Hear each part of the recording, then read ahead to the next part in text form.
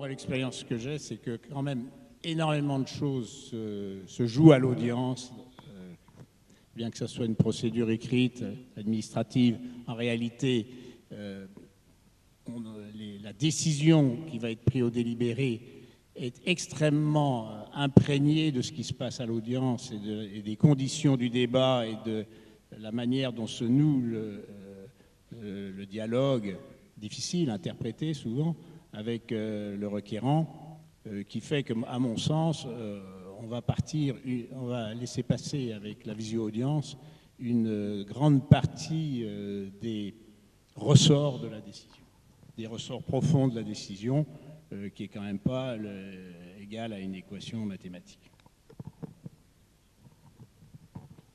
Alors, j'ai toute une série de questions. Quels sont vos moyens et financements pour toutes vos actions ? En référence au film, et je reviendrai après peut-être sur l'accueil et les problèmes de migration, ou de l'accueil, moi je dis que c'est qu'un problème d'accueil. J'ai des moyens constants depuis 2000, parce que vous savez qu'il y a des lois sur le financement des collectivités qui grosso modo, ont fait stagner les ressources des collectivités depuis 2000, et qui là, depuis maintenant quelques années, les réduisent. Donc on avait une richesse fiscale non négligeable, parce que vous l'avez vu dans le film, on a de la sidérurgie qui est arrivée, et donc la recette des entreprises nous a permis de faire un certain nombre de choses. Mon père, qui avait été maire de cette commune de 71 à 92, qui était un ancien permanent syndical, lui avait dit les ouvriers sont là pour les besoins des patrons de l'entreprise, donc les patrons doivent payer pour que les ouvriers aient de la culture, du social, de plein de choses. Et donc il a augmenté les taxes professionnelles des entreprises pour pouvoir... Alors dans cette ville de 24 000 habitants, il y a 16 terrains de foot, il y a 16 salles de sport, il y a 5 maisons de quartier, il y a un cinéma, il y a une ludothèque, il y a une salle d'exposition, il y a une médiathèque, il y a... je sais plus, enfin, il y a beaucoup d'équipements, parce qu'effectivement, les recettes fiscales permettaient de faire vivre tous ces équipements. Aujourd'hui, il n'y a plus les recettes fiscales, mais il faut quand même les faire vivre, parce qu'on ne va pas les supprimer. Donc on doit comprimer nos dépenses, et après, le problème, c'est que tout est choix politique. Dès que vous assumez, c'est un choix politique. Vous faites ou vous ne faites pas. Et quand vous décidez de faire, vous prenez l'argent ailleurs. Et on n'a pas augmenté. Moi, je n'ai pas touché des impôts locaux depuis 2001. Donc voilà, ça fait 17 ans maintenant qu'on n'a pas augmenté cet impôt-là. Il y a, dans tout ce que vous avez vu dans le film, finalement, il n'y a qu'une chose qui a coûté un peu d'argent à la commune, c'est le 100% bio dans les cantines scolaires. Parce que quand on a décidé de passer au bio, c'est un ESAT, un établissement de santé et d'aide par le travail avec des personnes handicapées, donc qui nous fournit les repas, qui est situé sur ma ville, qui nous fournit les repas. Et quand il a accepté de faire du bio pour la ville de Grande-Synthe, il a perdu des marchés pour les villes d'à côté, qu'il avait pour les villes d'à côté, qui, elles, n'ont pas choisi de passer au bio et ils ne peuvent pas préparer des repas bio et des repas non bio sur les mêmes plans de travail. Et donc voilà, ils ont perdu ces marchés, donc ils ont un peu augmenté les prix de nos repas, mais c'est la seule chose. Le reste, toutes les politiques que vous voyez qui sont mises en œuvre dans le film, ça ne coûte pas, c'est rien que du bon sens. C'est de temps en temps un personnel qu'on met à disposition pour organiser des choses, mais ça n'a pas de conséquences, enfin d'implications financières pour la collectivité. Et sur le bio, mais aussi comme... alors nous, dans notre ville, on est 100% d'électricité renouvelable dans tous les équipements publics de la ville et dans l'éclairage public. On est à 75% de gaz renouvelable.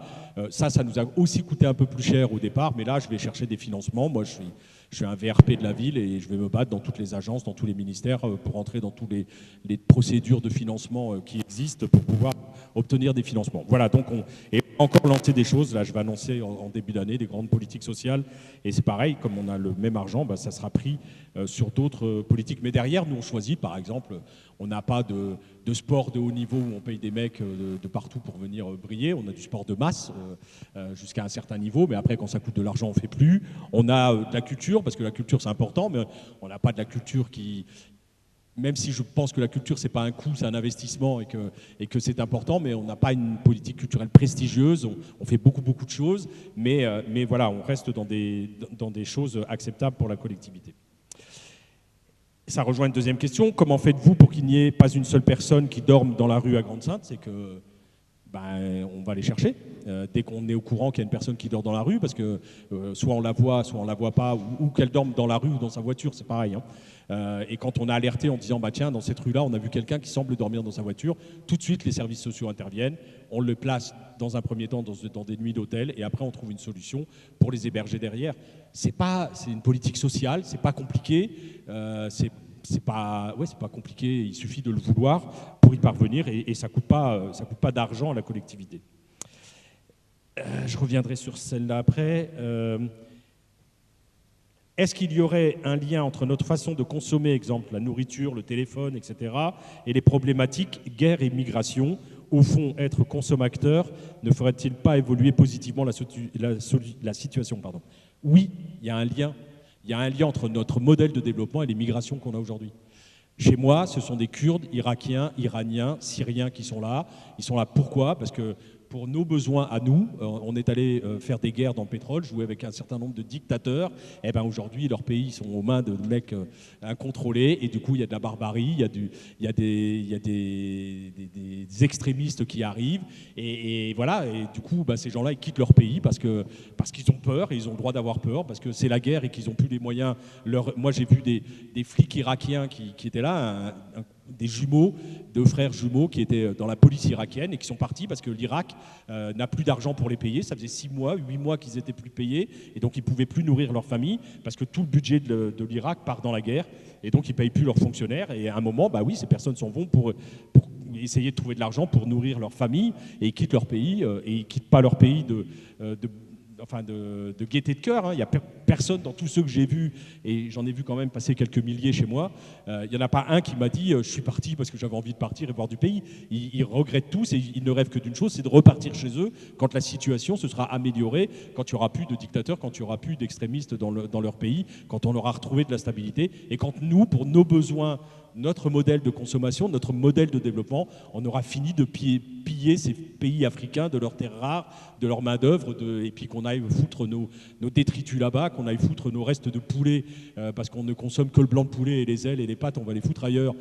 dans ces pays-là, et on casse le marché des propres producteurs locaux. Enfin bref, vous connaissez tout ça, et c'est vrai que dans notre comportement de consommateur, et donc consommateur, on a un rôle à jouer effectivement pour inverser ce modèle, pour changer ce modèle, et pour nous interroger tous. Et alors, c'est ce que, vous l'avez vu ici, Pierre Rabhi, il y a quelques années, c'est ce que Pierre Rabhi appelle les colibris. On a notre rôle chacun à jouer, les collectivités ont leur rôle à jouer, l'État a son rôle à jouer, et il faut qu'il le prenne à bras-le-corps. Et c'est pour ça qu'il y a 3 semaines, j'ai porté plainte contre l'État pour son inaction en matière de lutte contre le changement climatique, parce qu'il y en a marre, je trouve que. Et là, ils viennent d'annoncer à la COP24 qu'ils ne seraient pas sur la trajectoire de baisse de CO2, mais qu'ils vont augmenter le CO2. Donc on n'a plus de leçons à donner à Trump, qui est sorti de l'accord de Paris, puisque nous-mêmes, aujourd'hui, on est en train de reconnaître qu'on sort de cet accord de Paris. Donc il faut vraiment qu'on y aille. Il y a une urgence aujourd'hui, et à la fois climatique et sociale, qui fait en sorte qu'on n'a plus le choix d'y aller. Moyenne d'âge dans la salle, ici, je ne sais pas, mais faites-la. Bénévolat à Grande-Synthe, surtout des gens de moyenne d'âge élevé, c'est les personnes effectivement qu'on voit qui intervenaient sur le camp, et l'aide aux personnes réfugiées. C'est vrai qu'elles ont une moyenne d'âge élevée, celle-là, parce que c'est tous les jours. C'est tous les jours de l'année qu'elles sont là, et que les jeunes, soit ils bossent, soit ils sont étudiants, et donc et puis tu y répondras après, mais c'est vrai que dans ces associations-là militantes, celles qui font à manger, celles qui viennent à ce secours-là, mais bon, il y en a quand même des plus jeunes, mais celles qu'on voit qui préparent à manger sont effectivement sont effectivement des personnes âgées. Mais dans la vie associative de Grande-Synthe, où il y a quand même, pour une ville de 24 000 habitants, il y a 450 associations actives sur la ville, il y a beaucoup de jeunes impliqués dans la vie associative sur cette ville. C'est une vraie richesse, c'est ce que j'appelle moi le ciment social dans une ville qui a 28% de chômage, 33% des foyers qui vivent sous le seuil de pauvreté. Ils ne sont pas moins concernés pour autant. Et enfin, pourriez-vous nous parler du rôle des passeurs dans l'incendie du camp de la Linière, pour ne pas mettre entièrement sur le compte des migrants l'incendie de leur propre camp? Oui, on est en présence, chez moi particulièrement, de passeurs, de réseaux de passeurs kurdes, du Kurdistan, qui organisent le voyage depuis le Kurdistan jusqu'en Angleterre, normalement, et ça depuis des années. Et c'est pas. Et moi, quand on me dit, quand les ministres de l'Intérieur successifs, parce que j'en ai vu passer quelques-uns maintenant, refusent d'organiser de l'accueil sur cette côte de la mer du Nord et de la Manche, tout simplement en disant le prétexte, c'est on ne va pas faire un appel d'air, un point de fixation qui ferait un appel d'air pour que les gens qui veuillent en Angleterre, enfin qui viendraient dedans, puisqu'aujourd'hui ils viennent. Alors il n'y a rien d'organisé, il n'y a pas de camp, il n'y a pas de structure organisée pour les accueillir, mais ils sont dans les sous-bois, ils vivent un peu comme des bêtes. Mais ça on s'en fout, on ne veut pas le dire, on l'éparpille aujourd'hui, on veut dissiper les choses, mais le problème existe maintenant. Et donc ces réseaux sont là et le passage aujourd'hui en Angleterre vaut entre 12 et 15 000 euros par personne. Donc c'est énorme, c'est le 3e trafic international après le trafic d'armes et le trafic de drogue, c'est le trafic d'êtres humains, les passages. Et ce qui fait ces passeurs, c'est finalement les frontières qu'on met partout, et c'est les gardes frontières. Et parce que les gens qui veulent quitter leur pays, à un moment utilisent les services des passeurs pour contourner. Parce que quand sa vie est menacée, on cherche à tout prix moyen d'aller se réfugier quelque part. Enfin, qu'on se souvienne des Juifs pendant la Seconde Guerre mondiale, des Espagnols et des Italiens qui ont fui les extrémistes à un moment donné dans leur pays. Heureusement qu'ils avaient les passeurs dans les Alpes, les Pyrénées ou ailleurs pour pouvoir se réfugier dans notre pays, sinon ils seraient morts à coups de milliers par les autorités dans les pays qu'ils quittaient. Donc ils utilisent ces réseaux de passeurs et ils sont présents et c'est vrai que c'est une bagarre permanente contre ces réseaux de passeurs. Quand ils sont arrivés chez moi en nombre à peu près à l'été 2015, c'était beaucoup de Syriens à cette époque-là, c'était en plein démarrage de la guerre en Syrie. Quand on est passé effectivement d'une trentaine de réfugiés à 190 en un mois, on a mis tout de suite des douches et des sanitaires sur le terrain sur lequel ils étaient. Et puis le soir même, les passeurs avaient fermé à clé les douches et facturaient 5 € la douche aux réfugiés qui étaient sur le terrain. Donc ça, c'est la réalité, elle est dure. Et c'est pour ça que quand on a créé quelques mois plus tard le lieu d'accueil humanitaire, on a mis une société de gardiennage 24 heures sur 24, 7 jours sur 7, pour faire en sorte qu'on ne commercialise pas les services que nous mettions à disposition à ces chercheurs de refuge qui venaient sur le terrain. Et on a arrêté, c'est-à-dire que quand en étant sur place tout le temps, on voyait des mecs pas clairs qui étaient là autour, qui rôdaient autour, et quand on les signalait à la police, et la police les mettait sous écoute, et puis au bout d'un moment, quand le dossier était suffisamment gros, venait chercher le gars et puis l'enfermait, et on a fait tomber 33 réseaux de passeurs sur l'année où le camp a fonctionné derrière. Comment on en est arrivé à cet incendie? C'est que quand j'ai ouvert le camp, il y avait 1400 personnes. Et j'avais dit que petit à petit, ces gens devraient partir dans des centres d'accueil où ils continuent à passer en Angleterre, parce que même aujourd'hui, avec les 50 millions d'euros qu'on dépense par an pour mettre des flics et des barbelés à la frontière à Calais, ça continue à passer. Et donc, mais il y en a qui passent et d'autres qui avaient fait de la demande d'asile, qui commençaient à faire ces demandes d'asile. Donc on est passé de 1400 à 700 en quelques mois. Et on devait normalement continuer à résorber ce nombre, parce que 1500 dans une ville de 24 000 habitants, c'est quand même très nombreux. Et puis moi, je ne suis pas fan des camps. Je me dis que l'accueil en France, il peut s'organiser différemment que sur un camp. Il peut être dans l'habitat diffus, il peut être dans des petites structures d'une vingtaine de personnes. Quand vous avez 1400 personnes, c'est impossible d'avoir des vraies relations humaines, d'engager un vrai travail de fond avec tout le monde. Donc voilà, l'idée étant de faire disparaître ce camp pour être sur une structure beaucoup plus réduite par la suite. En septembre de 2016, la ville de Paris décide de faire une bulle, vous savez, porte de la Chapelle, en disant à l'État, le deal c'est nous on les garde 5 jours, après c'est à l'État de les prendre en charge. Ce qui fait que toutes les places en centre d'accueil de France étaient réservées pour Paris, parce que là il y en avait 4000 qui attendaient, et donc nous, ceux qui demandaient à partir du camp pour aller en centre d'accueil, ils n'avaient plus de place dans les centres d'accueil en France. Donc j'avais plus de départ, j'avais des arrivées qui continuaient à arriver donc sur notre camp. Et puis en octobre, autre couche, l'État décide de virer la jungle de Calais, donc de placer toutes les personnes qui étaient à Calais. Et il y en a 400, 500 qui ne voulaient pas partir, qui sont venus se réfugier sur mon camp. Et donc on est reparti pratiquement à 1500 personnes en 15 jours, 3 semaines de temps. Et là, il a commencé à y avoir des conflits entre les personnes sur le camp, notamment parce que je n'avais que des Kurdes, historiquement c'était que ça, je vous l'ai expliqué, et que sont arrivés de Calais des Afghans, et que les communautés afghanes et kurdes ne s'entendent pas entre elles, historiquement. Dans tous les camps dans le monde, ils sont séparés, ces communautés-là, pour éviter les conflits. Moi, je ne choisissais pas à l'entrée, vous êtes kurde, vous pouvez rentrer, vous n'êtes pas kurde, vous ne pouvez pas rentrer. Enfin, j'en étais pas là, et puis on n'avait pas cette expérience-là. Et puis, il y a eu des tensions qui sont arrivées, on a alerté l'État, ouvrez-nous des places pour pouvoir désengorger un peu le camp, pour faire en sorte de faire retomber la pression sur le camp. L'État n'a pas répondu. Et ce qui fait que le 10 avril 2017, il y a eu une bagarre générale dans le camp avec un incendie parce qu'effectivement, il y avait des guerres de passeurs qui voulaient prendre le contrôle sur le camp. Et c'est un peu ce qui s'est passé derrière. Et après, c'est l'effet de meute. Et en 4 heures de temps, le camp a été complètement incendié le 10 avril 2017. Et beaucoup des réfugiés... Alors là, d'un seul coup, en 4 jours, l'État m'a trouvé 1256 places dans des CAO. Une fois que l'incendie, on les avait mis dans les salles de sport pour les héberger, et en 4 jours, on a pu placer tout le monde dans des centres d'accueil en France, à travers la France, comme quoi, quand on veut, on peut, là encore. Il suffisait simplement de mettre un peu de moyens, et c'est ce qu'ils ont dû faire là, parce qu'il n'y avait plus de choix. Donc, beaucoup des réfugiés, pendant les 4 jours qui ont suivi l'incendie, sont venus me voir désolés, parce que beaucoup ont tout, ils avaient déjà beaucoup perdu en quittant leur pays, mais là, dans l'incendie, en fait, ils ont perdu encore plus, puisque les derniers petits souvenirs qu'ils avaient, ceux qui n'ont pas pu les prendre avant de partir, les ont laissés là dans l'incendie. On a essayé d'organiser une visite à chaque fois pour voir ce qui resterait après l'incendie, mais ça va vraiment bien brûlé, et du coup, il ne restait plus grand-chose. Et beaucoup sont venus s'excuser, ils étaient désolés de ce qui s'était passé, ils se rendaient compte de ce qu'il y avait... le choc que nous on vivait, mais aussi qui était pour eux. Donc voilà ce qui s'est passé, pour être clair. Alors moi j'ai entendu beaucoup de choses, ça a été commandité par l'État, ça a été commandité par l'État anglais, enfin voilà, la théorie du complot derrière, mais c'est pas du tout ça, c'est vraiment des querelles de passeurs, et puis après vraiment cette cohabitation qui était plus possible sur le camp. Voilà.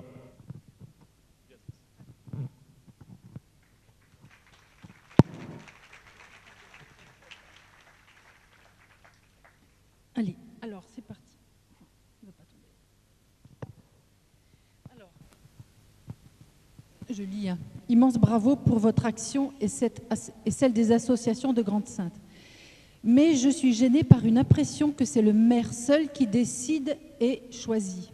N'y a-t-il pas une équipe municipale, des adjoints autour du maire? Alors, non, en fait là, je vais Joker sur la forme du film. J'ai décidé, effectivement, en faisant référence aussi à une forme cinématographique de fiction, que dans un film, il y a un personnage principal. Là, en l'occurrence, c'est la ville de Grande-Synthe. Et puis, il y a des personnages aussi en dessous, mais des rôles quand même principaux. Et je ne voulais pas abuser des rôles principaux. Certes, Damien Carême a le rôle central, ça je ne le cache pas. Et au départ, je ne l'ai absolument pas prévu.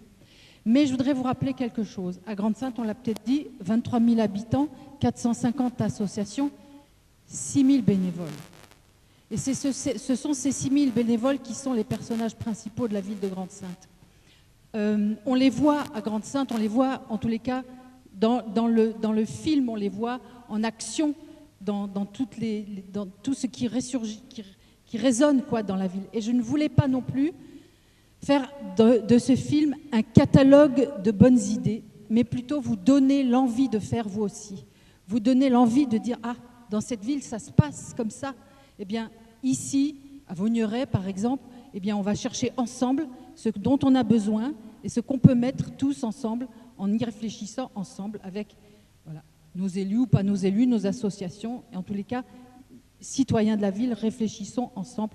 Mais par exemple, ça c'est une chose que j'ai appris bien après le film, en étant sur le terrain avec vous. J'ai rencontré l'autre jour, je crois que c'était à Hendaye, mais je n'en suis plus bien sûre, une dame qui m'a dit « Mais moi j'ai travaillé à Grande-Synthe dans une association et j'étais allée voir à l'époque René Carême.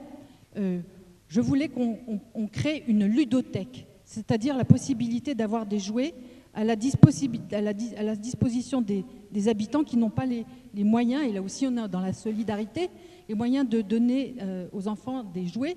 Eh bien, c'est parce qu'on a commencé notre travail avec les associations que René Carême est venu nous voir en nous disant « Ok, votre projet est bien et on va continuer à le faire ». Et je suis persuadée que Damien Carême s'inscrit exactement dans la même politique que ce que faisait son père. Combien de projets, combien d'idées sont aujourd'hui en marche à Grande-Synthe, parce que ce sont les citoyens, les habitants de la ville qui ont dit « Et tiens, et si on faisait ça ?» Voilà. Donc, ce n'est pas l'homme providentiel. Mais n'oublions quand même pas que le monsieur qui est là depuis beaucoup d'années et les gens dans son conseil municipal passent. Donc la volonté politique, il me semble, est aussi importante. Et celle de Damien Carême, je ne veux pas faire son éloge, mais est farouche. Et ça nous fait du bien. Et quand on a des gens qui font bien leur boulot, autant leur rendre hommage. Moi, j'ai qu'1 heure et demie pour faire un film. J'ai peut-être un seul film à faire dans ma vie. Et si je peux donner la parole à des gars comme ça, eh ben, j'y vais. Voilà.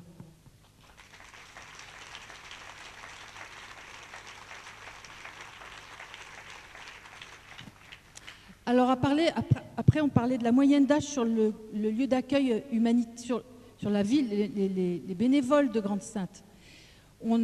Je n'ai pas montré tous les bénévoles qui sont passés sur le lieu d'accueil humanitaire de la Linière parce que tous ne souhaitaient pas être filmés. Mais il y a eu des gens extraordinaires, très jeunes, moi j'en ai croisé beaucoup. Et là, je repense par exemple aux filles du Réchaud, qui sont toutes, voilà, qui ont une moyenne d'âge, allez, on va dire 20-40. Vous faites la moyenne, maximum, un petit peu plus peut-être. Mais l'âge, il n'est pas dans l'âge. L'âge, il est dans le cœur, non? Comment empêcher les contre-vérités d'être dites publiquement par les responsables politiques et les médias? Alors, favoriser des films comme les nôtres, libres, favoriser des journaux, favoriser des organismes de presse libres, favoriser la parole libre et indépendante, favoriser des personnes comme cette dame avocate. Je vous en supplie, voilà, favoriser ces voix-là, portez-les, partagez-les, parce que sinon, effectivement, nous n'entendons que les mêmes voix. Et comment obtenir la projection du film dans une ville de 12 000 habitants à Craponne? Eh bien, venez me voir.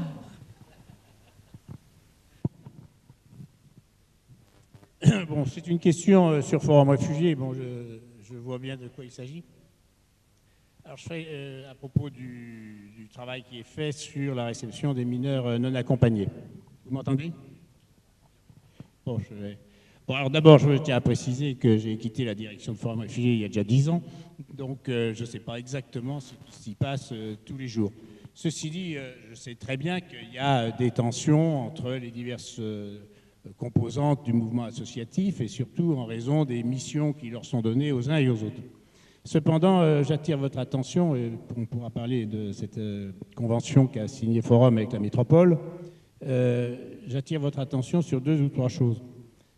D'abord, premièrement, ne vous trompez pas d'ennemis. Ce n'est pas parce que chacun fait pas exactement comme vous le souhaiteriez, vous appartenez quand même tous à la même famille associative et faites attention que demain, ce marché qui est aujourd'hui restreint à 1,5 milliard, qui était à 500 millions d'euros il y a seulement 10 ans, est à 10 milliards, 12 milliards en Europe et en Allemagne.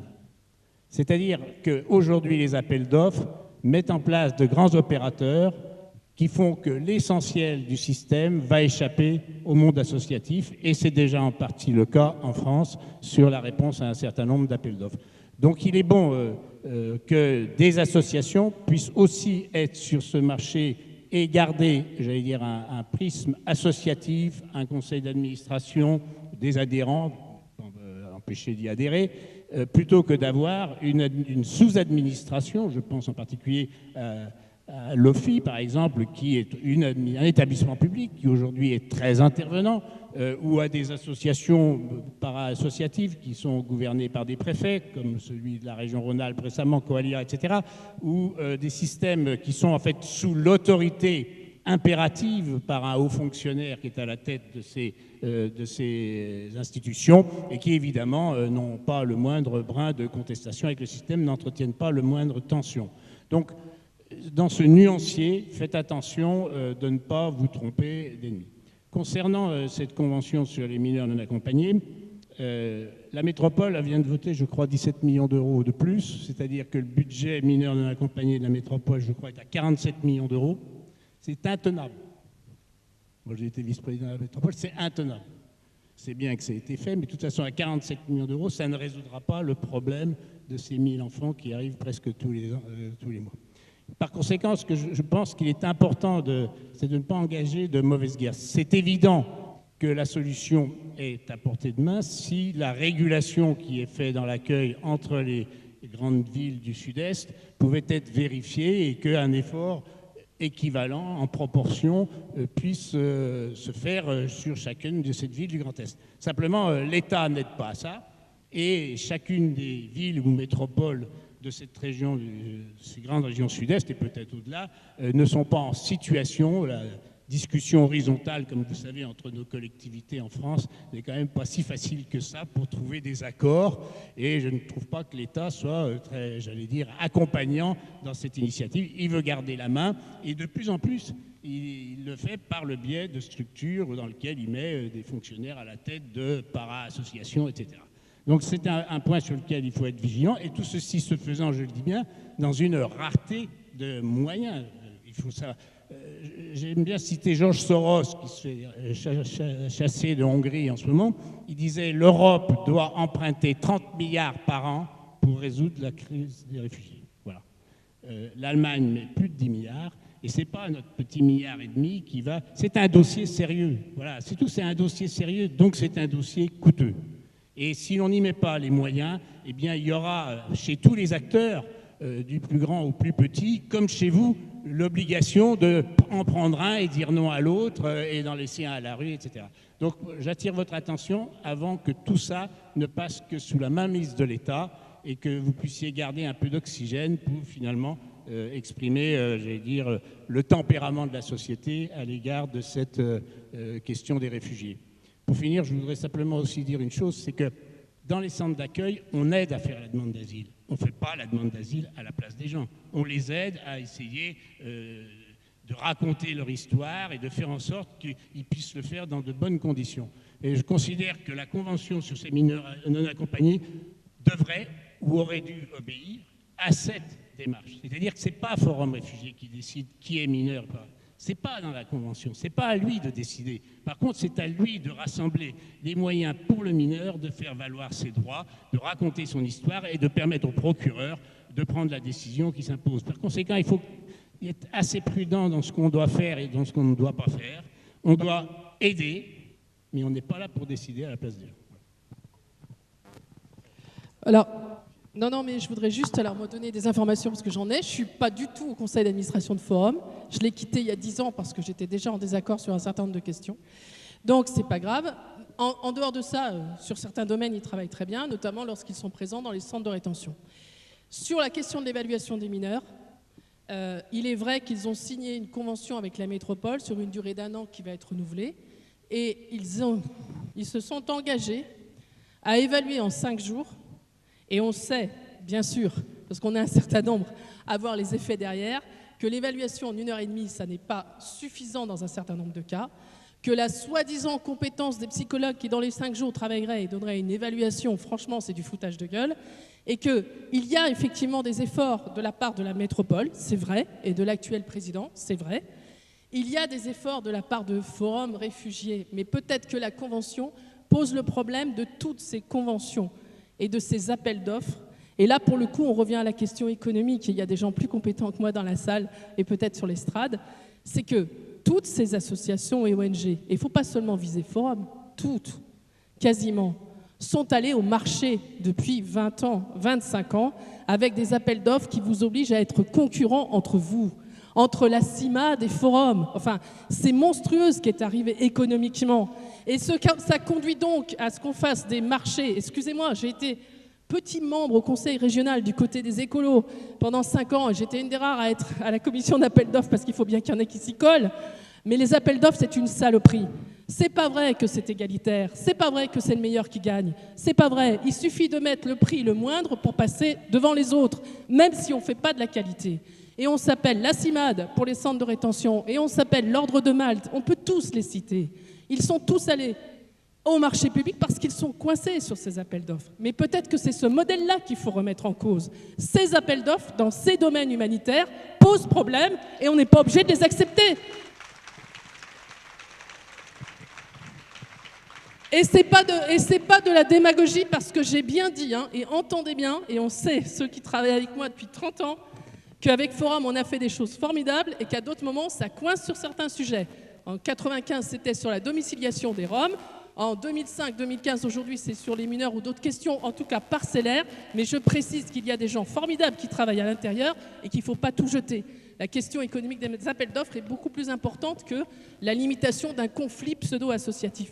Et en toute hypothèse, et en résumé, il faut que les citoyens continuent à être des citoyens. Il faut continuer à alerter. Il faut continuer à dire quand ça ne va pas. Il faut dire aux ONG, ben là, vous êtes payés, mais peut-être qu'on n'est pas bien d'accord avec le travail qui se fait et les résultats, parce que ce n'est pas des débiles en face. Ils savent aussi réfléchir et peut-être qu'ils se poseront aussi les bonnes questions. Ça arrive de temps en temps. Voilà. Ensuite, j'avais une question. Je suis désolée parce que ce n'est pas mon domaine, l'économie. Il y a des gens meilleurs dans la salle, hein, mais qui pourraient répondre sur les appels d'offres. Il y aurait vraiment de quoi faire en matière associative. Quid de la circulaire Valls? Parce que, si, je ne peux pas louper ça. La Cour d'asile, elle fait un appel